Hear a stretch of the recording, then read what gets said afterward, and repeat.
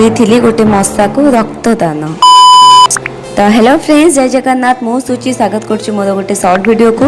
तो सांग मैंने आज दिन थी मो बहुत स्पेशल कारण एटा कि आज मोर शोबार स्पेशल थिला। तो सांग मैंने मुझे शोई 2टार ही मुझे शोक उठी को बाहर को जाए देखे तो बहुत जोर वर्षा उठेला बहुत ठंडा लगुला।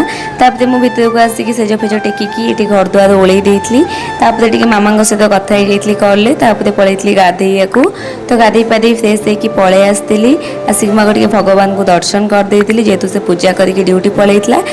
जेहेतु मुझे पूर्व दिन मुंड सफा करी तो मुंड कुंडे नी जमा बहुत ही झटा था। तो मुझे टे सेरम फेरम लगे ये नॉर्मल स्किन केयर करके पलि आसती खाइया को मुझे पिंपल्स होती खाइबारे मुझे सब किसी रखी मत तो सब भल लगे छतुआ। जो मैंने मो वीडियो कंटिन्यू करते से जानते मु छतुआ को केते भल पाए।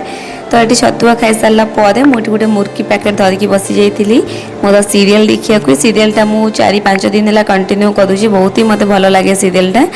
रक्तदान कारण यहाँ कि मशाटा मो गोड़े 7-8 मिनट है बसी जो से मो गोड़े बसी रक्त पी नाला।